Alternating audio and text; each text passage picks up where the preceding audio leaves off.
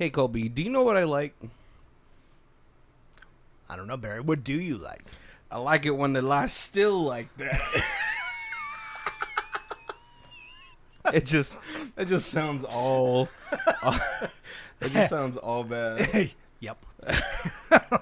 What's going on, guys? My name is Barry. And this is Colby. And this is Who Watches This.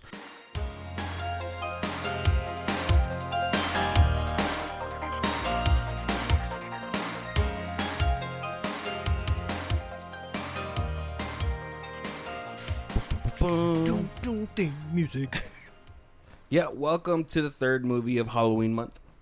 And I hope you guys are having a fantastic October. Right? Eating, pre-eating the Halloween candy.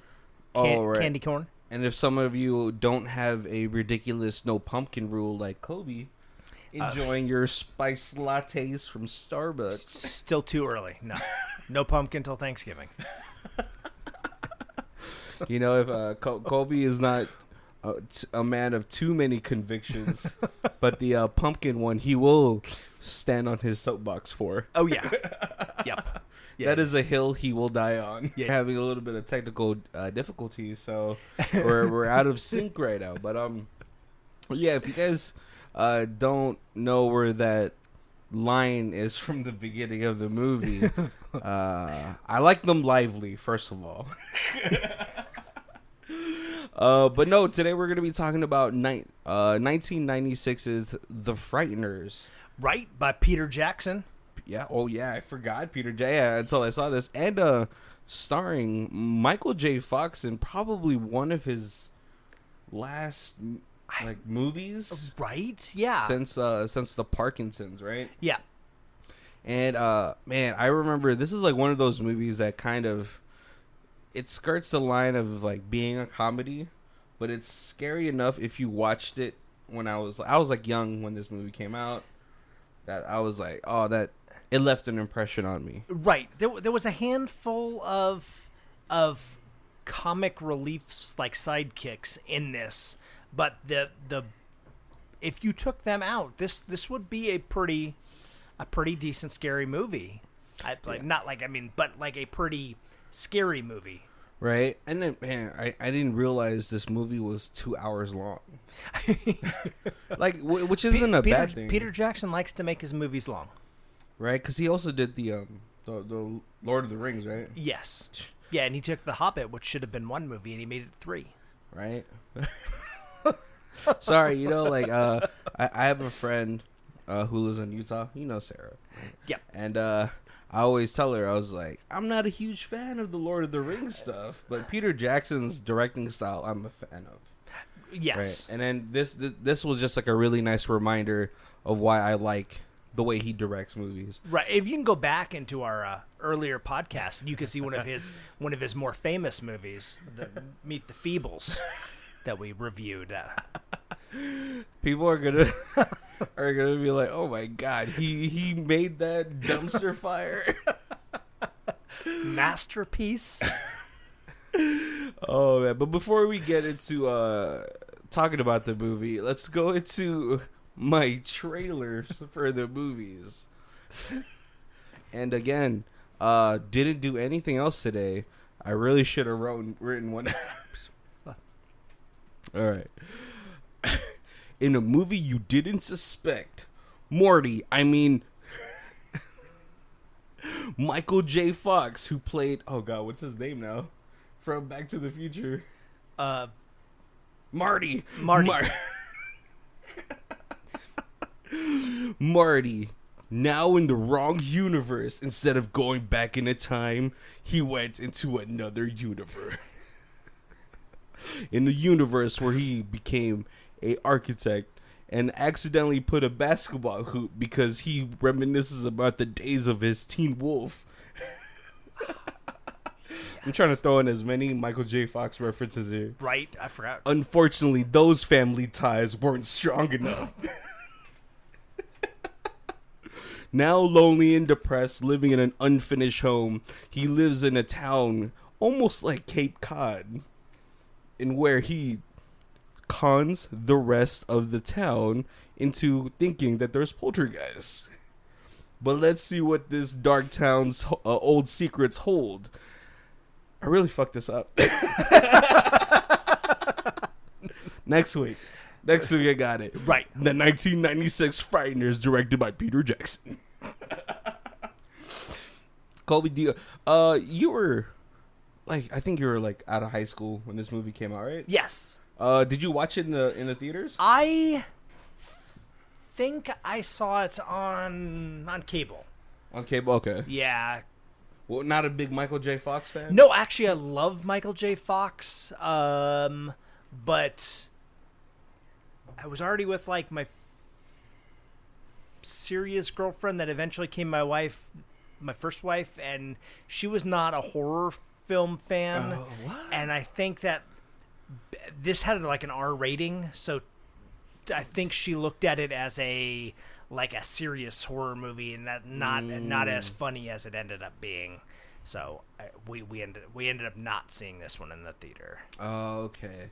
You know who I was actually pretty surprised about though that was in this movie, and I never really put it together, was Gary Busey's son. Oh yes, I love Gary Busey's son. He's I think his name is Jake Busey. Yeah. Yeah, he's in a bunch of stuff now. And it's always like a similar part to this. Yeah. Well, because he has like I don't know why I never saw it, but he looks like Gary Busey. Right. Just before whatever Gary Busey was on. Yes. And he's one of those actors that always tends to play almost the same type of character. Right. But there's always a movie that needs that type of character, and it's Jake Busey. Yeah. Yeah. But yeah, I remember watching this on like TV, like maybe late 90s. It was like one of those Sunday movie horror films. Right. Yep. I think that's how I saw it too. But I feel like this is one of what one of the Amazon reviews that we're going to talk about later is. It feels like it's one of Michael J. Fox's overlooked movies. Right. Yeah. No. Definitely. Yeah. As we started watching this, there was so much of this I didn't see. I mean, like it's probably 22, 23 years ago that I saw it. So, yeah. Man, so much I didn't remember. Right. And then it's funny when you watch this now, especially because there's moments where Michael J. Fox is like shaking, and I was like, you can unfortunately see that it's the Parkinson's, which is like I like that Peter Jackson kind of did it tastefully. He didn't try to exploit Michael J. Fox's condition.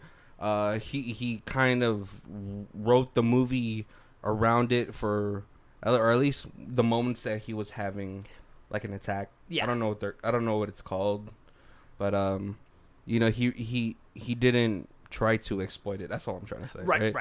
But yeah, Michael J. Fox's, I think this is like one of the only horror films he's ever done, right?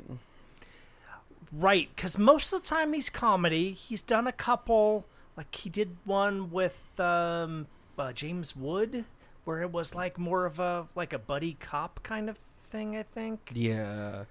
I think it's because Michael J. Fox, he's like what, 5'4"? Yeah. He's a short dude, so it's always easy to throw him into these sort of buddy cop type of things where you have a Back to the Future with Doc, right? Or he's played he's played the serious dramatic role in a movie with a lot of comedy. Yeah. So like then you still associate him with being like funny. Yeah. Right, and then obviously I'm pretty sure Colby grew up with Family Ties. Oh, yep.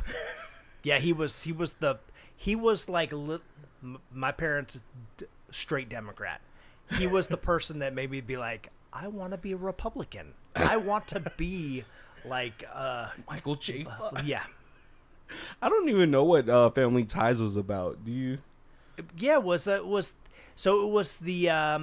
dad was the gun toter from Tremors, and he was like an old like hippie, and then they had two daughters. One was older than Alex, and Alex P. Keaton. One was older, one was younger, and then he was like this hardcore like money grubbing Republican, all about like the bottom dollar, and so it was like this always the conflict of like Dad was like, we should help people, and Alex was like, no, we got to make money. We can help people if we're making money off of it, but and so there was always that conflict. Right.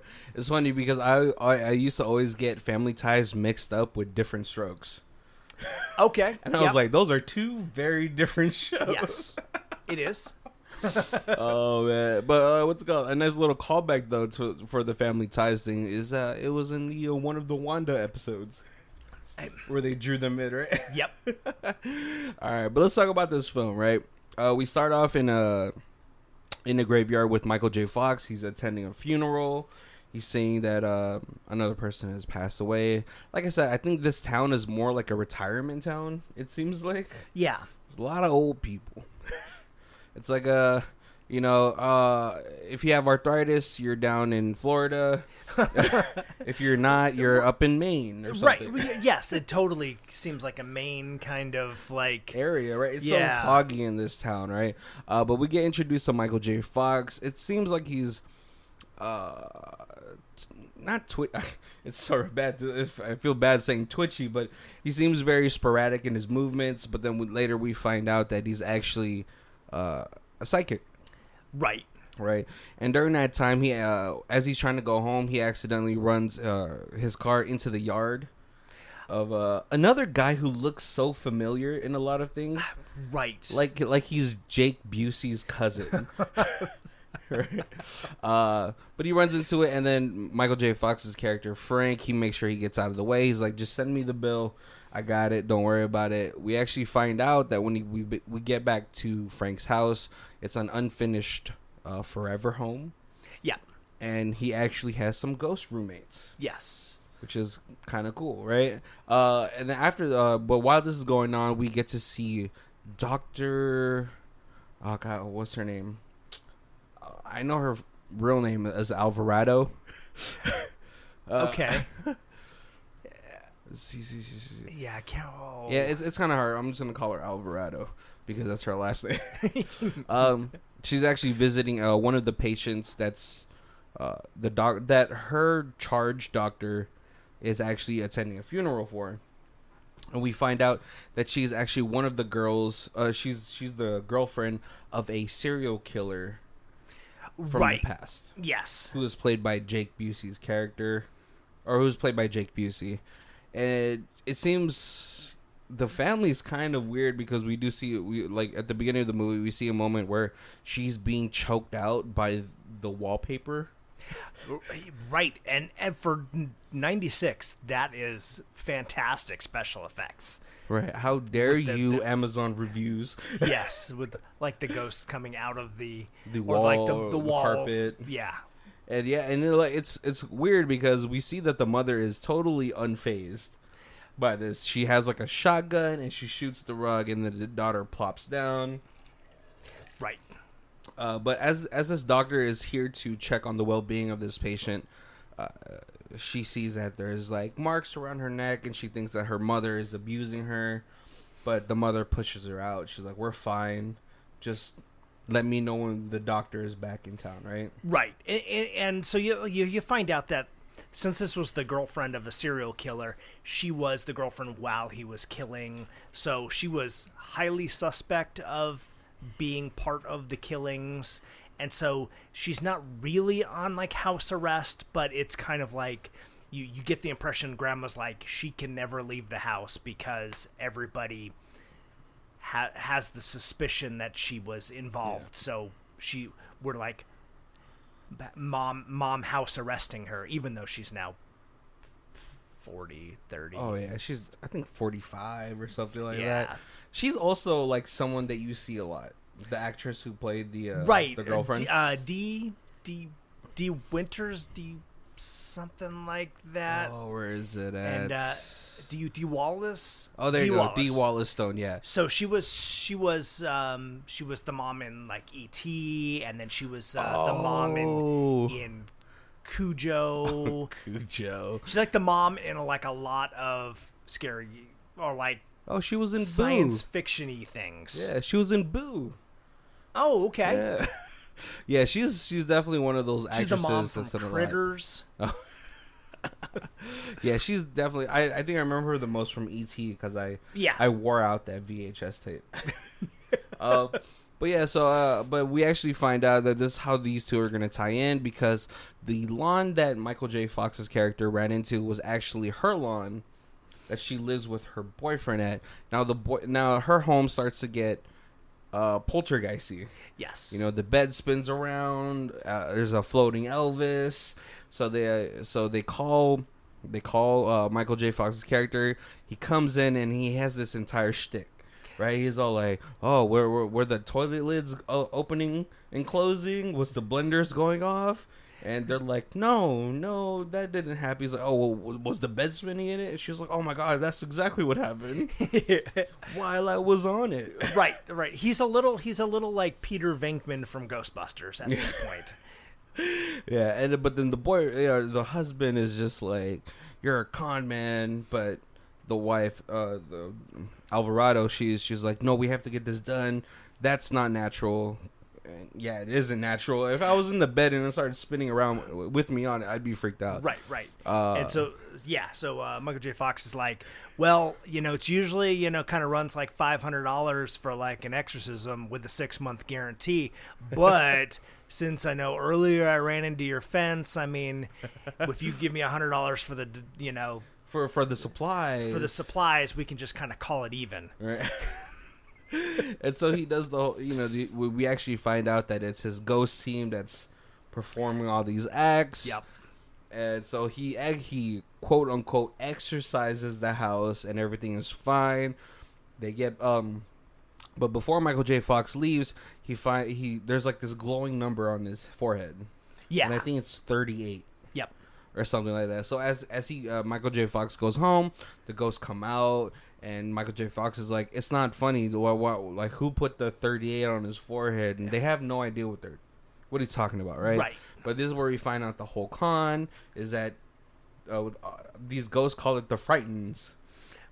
You're giving all these people the Frighteners. Yep. And then he can come in and fake poltergeist them out. Which, man, I gotta say, is a really clean con. Right? I think this is the perfect time. Like, if I can get some ghosts to like work for me, I don't know. Depending on what culture you're from, I'll put food on your graveyard.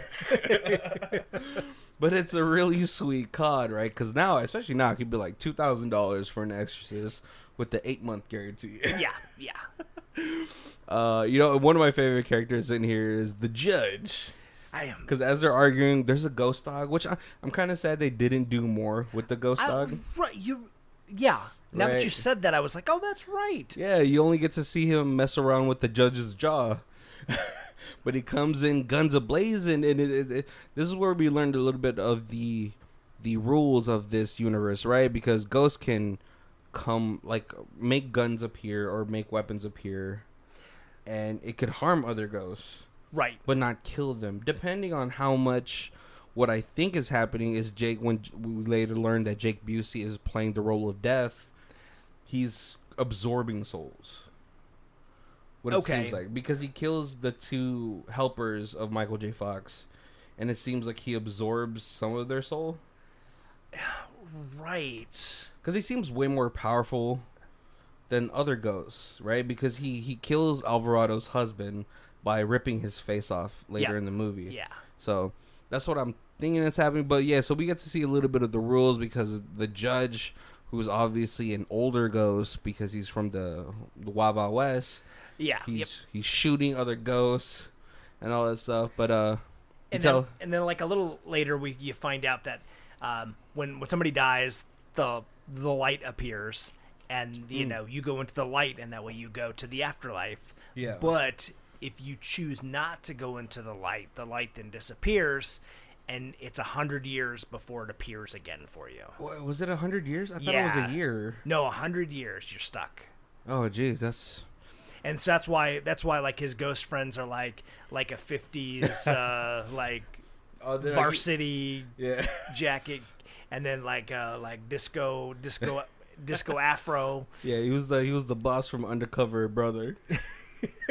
The varsity guy, Yes. he was definitely saying the duck's nuts back in the day, Yep. which is a 1920s, 1930s slang. Right.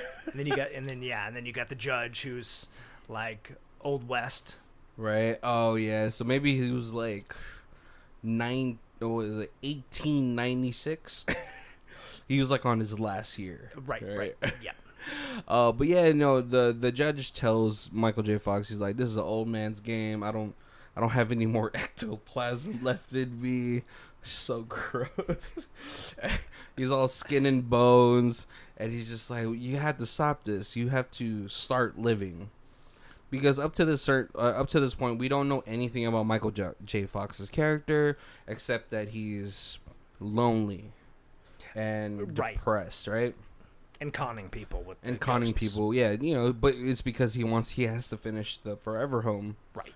And you wonder why this is all happening, but then we actually find out that later on, during what's it called, Alvarado's husband who dies of a heart attack. Yep. Michael J. Fox gets suspected. The sheriff tells Alvarado, oh no, not the sheriff, but the FBI agent, who I feel really bad for. I think his name is like Drammer. Yeah. But Jeffrey Combs. Jeffrey Combs, yeah. And I love him as an actor, like from like Reanimator, Bride Reanimator. Is that him? Yeah. Oh, okay. Yeah. But Alvarado finds out that that Michael J. Fox was a successful architect from the past. But until one day, him and his wife, as they're building the Forever Home, they get into an argument because Michael J. Fox was supposed to give her a garden, but then he put a basketball court on there, and then they drive away. He's a little drunk. That's what the witness said. Who's the contractor? Yeah. They get into an accident. She dies of a heart attack, but then she also has the number 13 cut into her forehead. Right. And so ever since then, Michael J. Fox was always a suspect, but there was no forensic evidence leading back to him. And so that's where I think a lot of people would have been like, "Oh my God, he's psychopathic." Right. And then so the FBI guy is now on this case because of all these unusual heart attacks, and he's like, back then, Frank's wife died of a heart attack, so very similar situation to number 38. Yeah. And so he's and the fact and the resuspecting him. And the sad part is that this guy gets all the weirdo cases. Yep. And later we do learn he gets all the weirdo cases because after this, Michael J. Fox starts to see this death apparition. Right. Yeah, he sees a number of people with different numbers on their forehead, and he realizes that they're dying in number order, and so he's kind of he's getting more around these people, and he's seeing it unfold. But the issue with that is every time that these people die, he's always around. So they're more and more suspecting that he has something to do with it. Right, and then so until that. What's it called? They get to this banquet, and then Michael J. Fox, who was supposed to get a large payday from this rich client, was actually outed by the local newspaper as a con man to the bereaved. Yes. And so at this banquet, there's actually a number on his forehead, and he's trying to warn her, but she's definitely not listening because he's just the crazy guy that lives in the unfinished house. And this is where we see death crawling through the walls trying to grab at this woman, and the cops come in. The judge helps out by shooting his guns all over the place. He sees a mummy, a sarcophagus. Right. Yep. And this is where we get our opening line where he's humping something and he's like, "I like it when they lie still like that." But Michael J. Fox takes the reporter away, and they're trying to escape. Unfortunately, they get into a car crash. She gets a heart attack, and then Michael J. Fox goes back to the police station, which they presume he's turning himself in. But he's like, no, she died next to my car. You'll find her there. Right. And this is where we get the fight, Michael J. Fox and the FBI agent, where the FBI agent he's dredging up the past about what happened to his wife, and he's trying to insinuate that Michael J. Fox has telepathic powers. Right. Yeah, he makes an example of a like a Harvard study where a girl she used her brain to stop a frog's heart. And so he's like, well, maybe you have that ability. Yeah, and that's why they're always dying around you. It's all people that you've gotten in arguments with, and then you can just like mentally stop their heart, and that's why it looks like a heart attack. Right, and this death that you keep talking about is actually just another identity, yeah, or another personality coming out, and that's what you're blaming it on, or something like that. Right? Really... Yeah. But I mean, I guess if you've worked nothing but the weird cases. Well, yeah, you think about like Dexter. Dexter's right. like the forensic scientist by day, serial killer by night, but he always calls like his serial killer side his dark passenger. I mean, that's kind of like here he's thinking, oh, death is just that dark side of you that comes out when you want to kill somebody. For some reason, when you said Dexter, my mind automatically went to laboratory. Different Dexter, yes. Possibly almost the same, though. Could be. Oh, man. But no, this is where Alvarado, she's trying to help Michael J. Fox because she believes. Right. It's hard not to believe when you got lifted into the air with your bed, right? Right. And spun around. So she tries to get first the two ghosts try to get Michael J. Fox out of there, but he's not listening to them. And this disco ghost is like, man, let's get out of here, man. He's all depressed. But Alvarado goes in there. She's trying to help him out because she actually goes back to the house of the girlfriend of the murderer. Yeah. And finds his box cutter. Yes. Which was used to cut the number on the forehead of his wife. Right, the number 13. Yeah, and so she's like, oh my gosh, I think I know who's doing this. I know who's setting you up. But then she also gets a number on her forehead. So as they're making up in the cell, the number pops up on her forehead, and the death ghost comes, and the other two ghosts help Michael J. Fox escape, but not without casualties. Right. That's when you can really realize that a ghost can kill another ghost. Which is, man, terrifying. Right. Well, it looks like Jake Busey's character escaped with a scythe. Yes. Right, because later, so they do escape. Alvarado finds a way to stop Michael J. Fox's heart by killing, because he was just going to blow his brains out. Right. Which, honestly, if you're not a believer of the ghosts and all that stuff, and you lived in that town, you're like, well, it's about time. The crazy old guy, yeah, I wouldn't be surprised, would you? No. Right. But no, she puts him in a medically induced coma. Yep. Right, by putting him in the freezer, slowing down his heart rate enough to where he can take the form of a ghost. But as they're doing that, the FBI agent comes, and he's like, why would we stop him from killing himself? Right. Yeah, because you have the people like in hospitals that like technically die for a very short period of time, and they would say, oh, well, we had an out-of-body experience. Maybe it's because their ghost left their body, their spirit left their body, and then here he just knows that that's what happens, and so he knows he can get back into the body when she's getting ready to revive him. Yeah. But during this time, the ghost is actually trying to Jake Busey's character is trying to kill Alvarado, but the FBI agent is driving them to the graveyard for some reason. Maybe just to show her his body. Right? Yeah.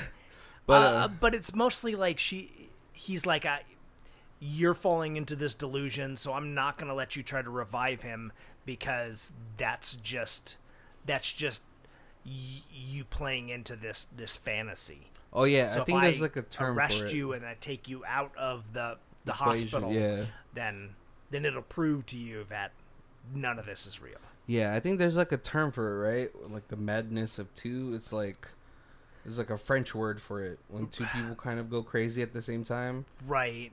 You know what I'm talking about? I 'cause you do. took psychology. Yeah, I'm not Yeah, sure. it's like that's my French, guys. No, but while they're trying to make the trip there, Jake Busey's character is trying to kill Alvarado, and Michael J. Fox is stopping it the whole time, right? And this is where we actually find out that the FBI agent has all these scars from all of these undercover work that he's had to do. So, you get where he's coming from. You get why he's so paranoid, why he's so crazy. I still don't know about the whole women thing where he gets really upset when women yell at him. Right. That's a totally different issue for another time. But this is where Michael J. Fox, he gets to the graveyard, but before he can escape with Alvarado, he gets into this intense fight with death, where he uses the gun of the drill sergeant from Full Metal Jacket. Full Metal Jacket, yep. Who's always great in anything that he does. Yes. I feel like he was oh god, who's the guy who played the Daily Bugle guy? Oh, From right, Spider-Man? right, yes. Well, what's his name? Oh gosh. J Jameson is that, or J? J. Yeah. Who's the actor? I don't know, but he's also the guy from Whiplash. Yes. No, I feel like he was that guy before that guy was that guy. Right. Oh man, but no, he uses the guy's guns to gun him down, and as he's slapping the face of this death ghost, that's when we find out that it was a serial killer of this Cape Cod town, who's super obsessed with numbers. He's like, before he died, he was at 12, and he was tied up with Starkworth. Yeah, there was another serial killer, mass killer who had like the same numbers, and he was like obsessed with increasing his kill count, yeah, so that nobody else could catch him. Right. Unfortunately, he didn't get to the Ted Bundy numbers. Right. Oh no! But this is where we find out that the death is that person. Right.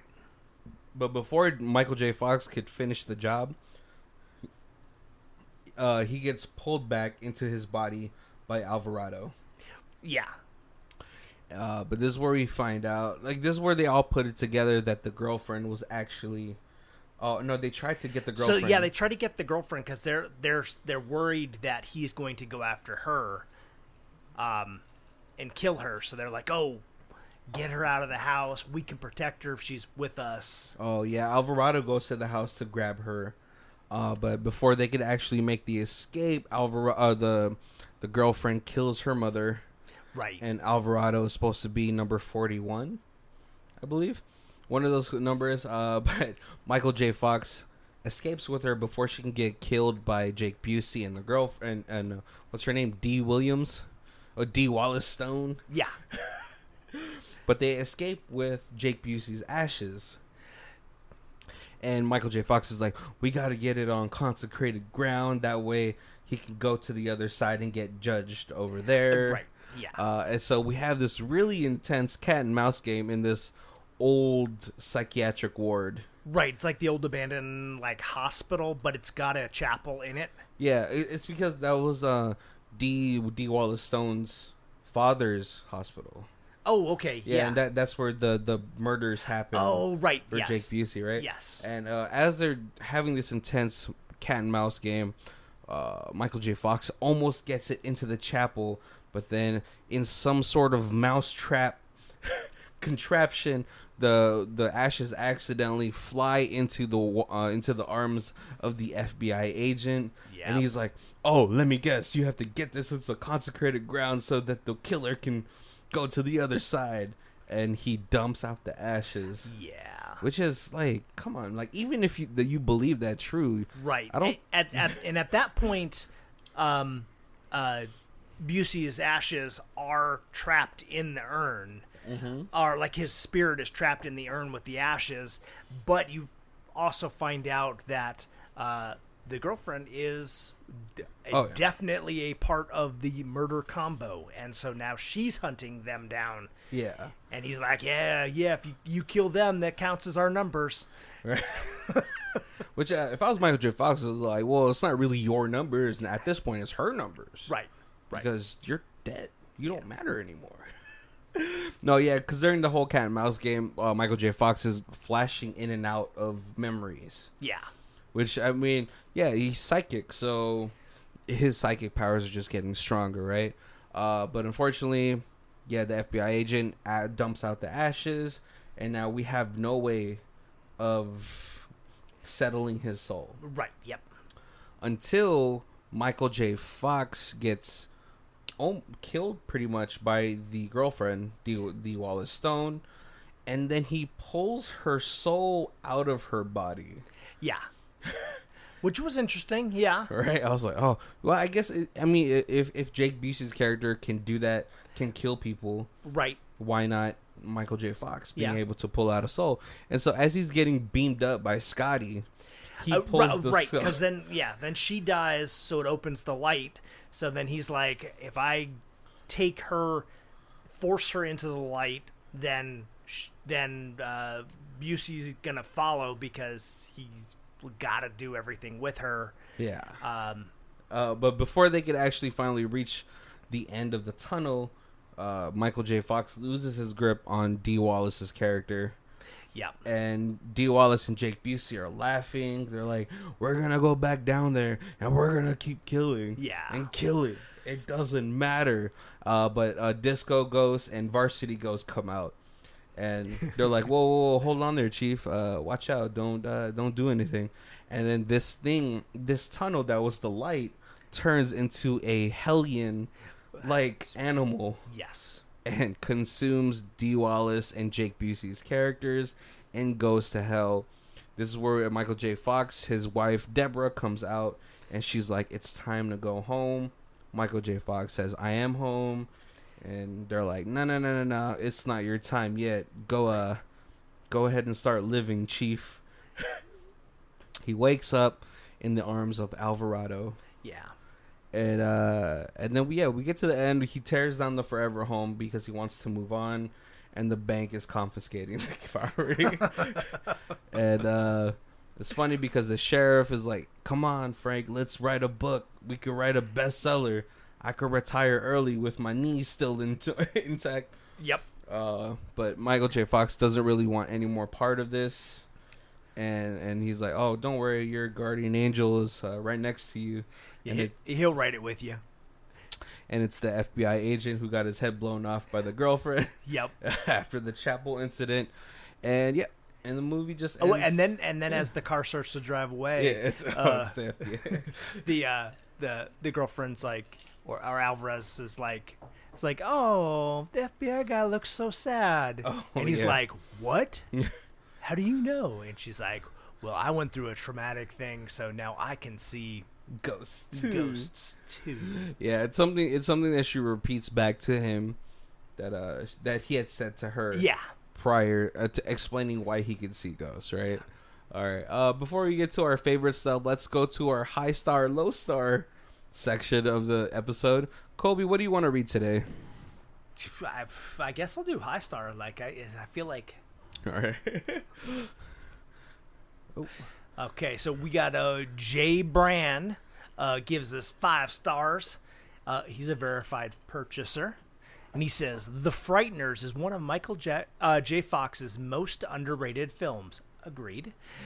When people think of Michael J. Fox films, they think of Back to the Future, Teen Wolf, Casualties of War, Secret of My Success, and others like Doc Holliday. But for some reason, the average movie fan never mentions The Frighteners. Heck, I think most people don't even know about it. And that in itself is a tragedy. The Frighteners revolve around a guy named Frank who has the ability to see and talk to ghosts. Frank finds out something sinister is taking the lives of the people in his town, and he has to figure out a way to stop it. The Frighteners isn't really a scary movie. It's more of a thriller with a little bit of comedy. It's definitely different than most of Fox's roles. If you are a Michael J. Fox fan and have somehow never seen this, then it's a must for your collection. For the casual fan, it's definitely worth a rental. And then we have our 1 star from FJE, CGI embarrassment. It's 1996, dude. Relax. This was a marvel at that time. Right. 1 star for set design and Jeff Combs. 0 stars for lousy CGI effects, Disney storyline and predictability. How can Jackson make Bad Taste and Dead Alive, then go to this mess? I guess it all comes down to money. Total sellout like Raimi. Complete waste of time if you are a real horror fan. We have to talk. All right, like we have to really break this down, right? Because this guy is really comparing it to, I think, today's standards. Right. It's 1996, guy. Like, yeah.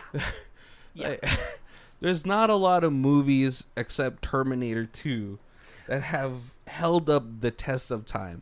And even with this, the CGI is almost bare minimum. Right. You know, the worst part of it is really just the ghost when it's, or Jake Busey's character when it's in the walls and the carpet. Yeah. Yeah. The CGI for the actual ghosts, where they're just like translucent, it's fine. It's not even that bad. Right. No, totally. And come on, a sellout like Raimi, like yeah. So I kind of did I did some research on this, because it's Peter Jackson. So I was like, hey, there's got to be more about this. So it looks like this was originally started to be written as a Tales from the Crypt storyline. Okay. And then he ended up writing it into a whole movie and asked to produce it as its own standalone movie, not as a Tales of the Crypt kind of thing. And so that's how the story progressed into a full movie. It was all filmed in New Zealand, all the Lord of the Rings stuff. Is there a Peter Jackson is from? Maybe, but he seems to film a lot of stuff there. I mean, it is a really, from what I've seen. Oh, he is a New Zealand director. Oh, okay. Yeah, he is from New Zealand. And it is a really beautiful place. And then the company that does the special effects from this has gone on to do huge things. Oh, it's Wessel Effects or something. Oh yeah, yeah, I know who you're talking about. They're a big player. They are a really big player now. Yeah.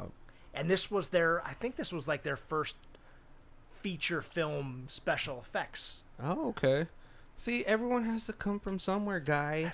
Right. Mr. FJE. It's friggin' 1996. No, not everybody has James Cameron money. Right. And yeah, who's doing better special effects than this on their iMac?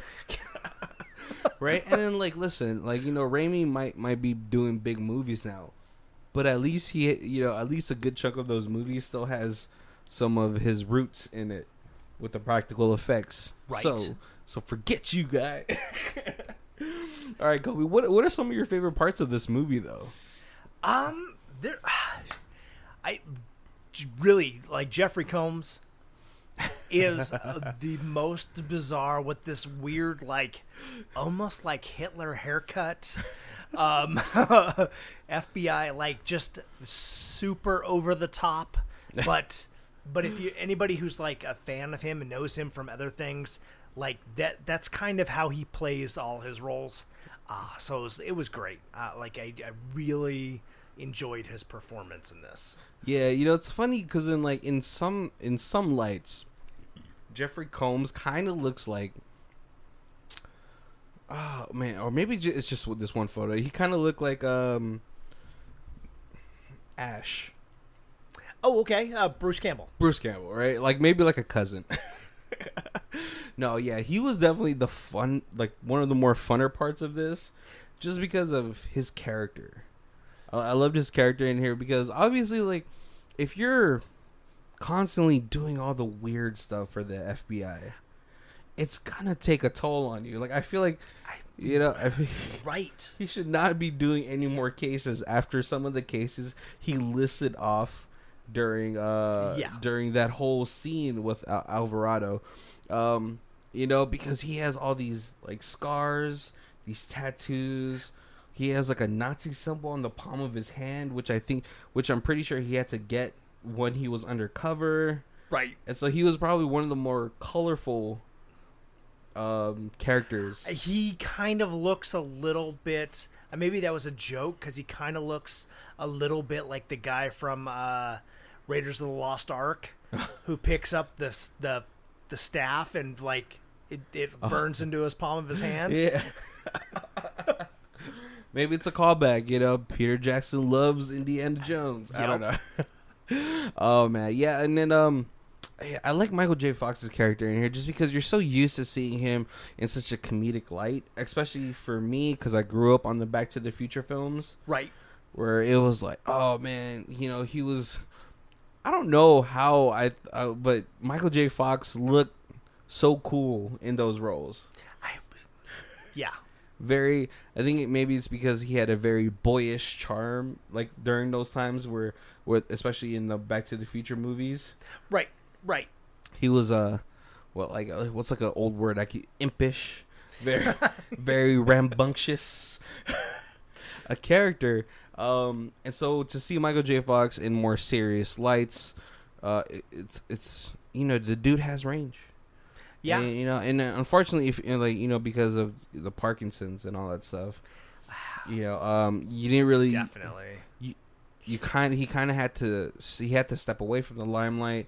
I mean, in more recent years, he's been coming back out a little by little. Right, and he's done some voice work and stuff like that. Yeah, and he had the show and all that stuff, but I think it had to stop after the first season. It was maybe too much for him, or right.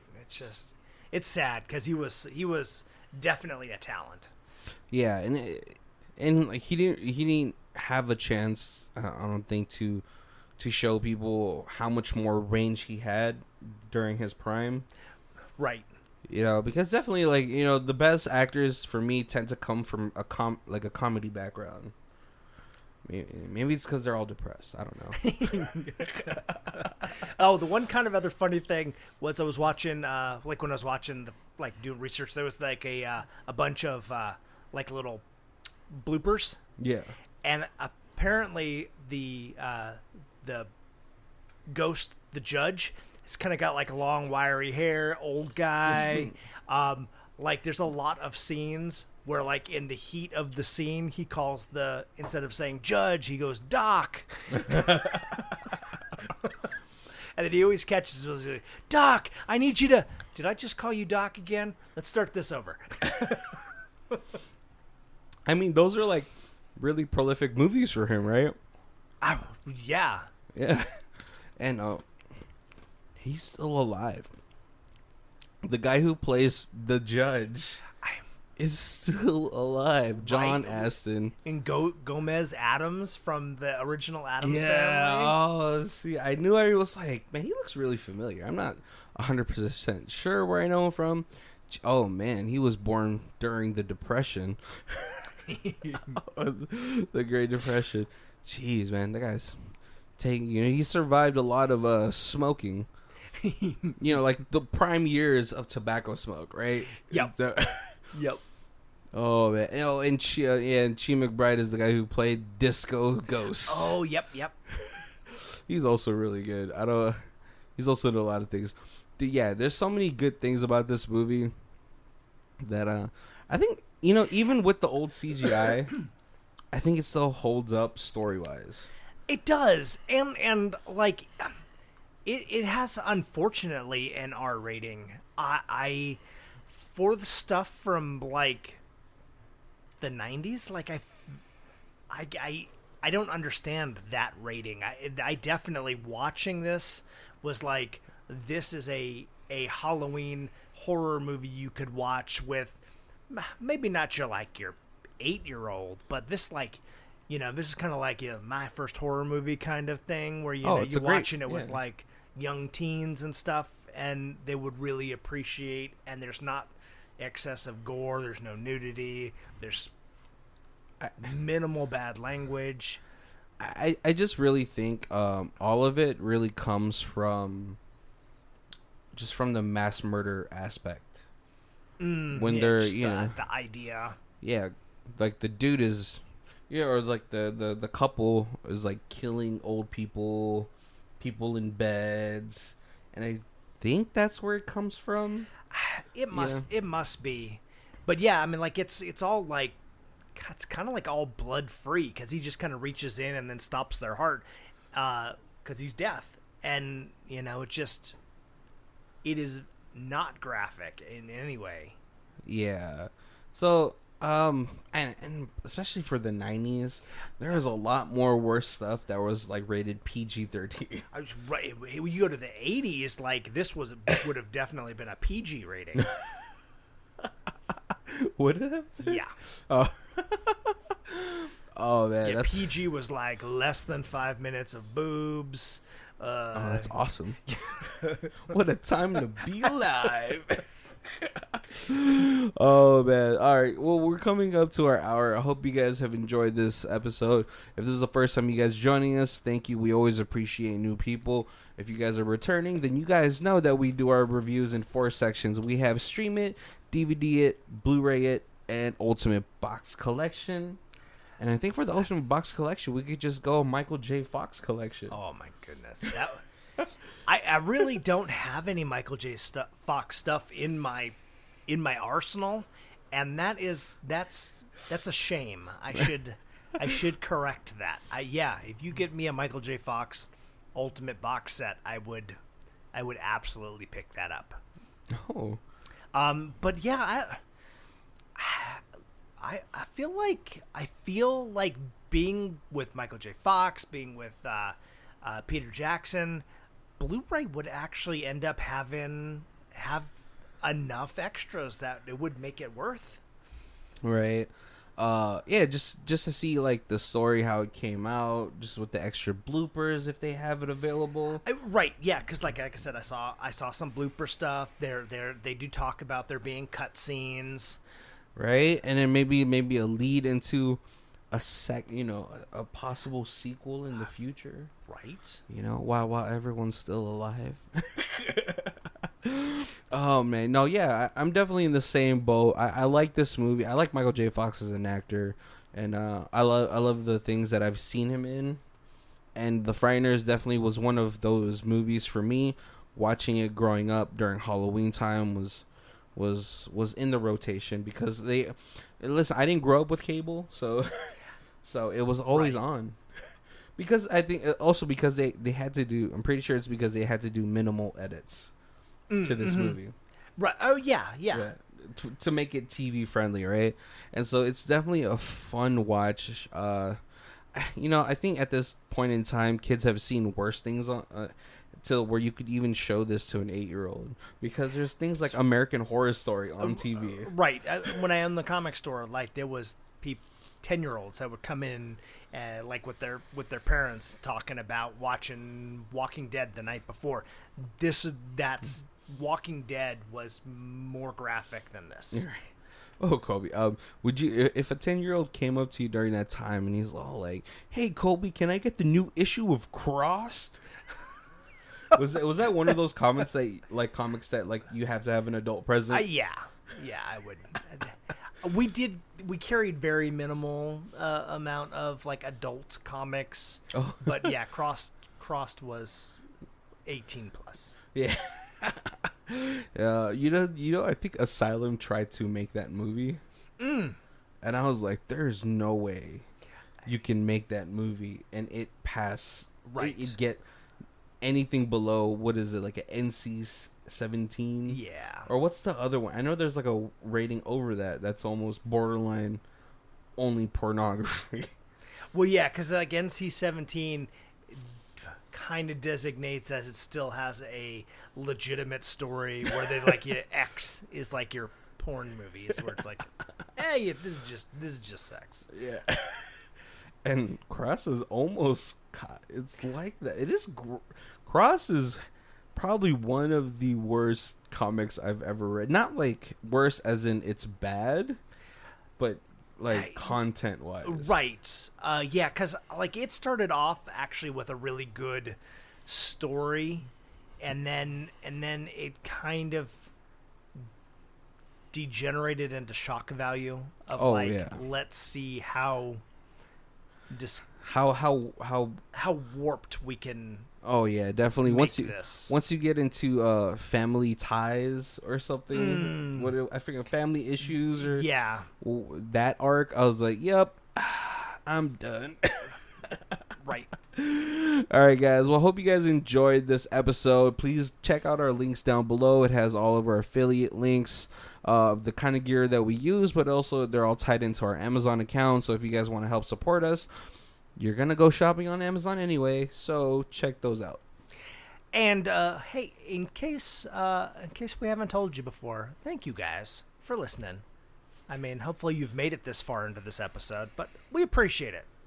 But yeah, if you want to talk to us, Facebook's probably the easiest way. Yep. And go ahead and hit us up and give us some suggestions and some comments and some likes and some shares. It's probably also the easiest way to let your friends know that you listen to us. But I hope you guys enjoyed today's episode. My name is Barry. And this is Colby. And this is Who Watches This. If you guys want to check out who does our theme music, it is Lee Rosevere. It's called Arcade Montage. And it's on her album, Music for Podcast 3. And her Bandcamp is down below. Thank you.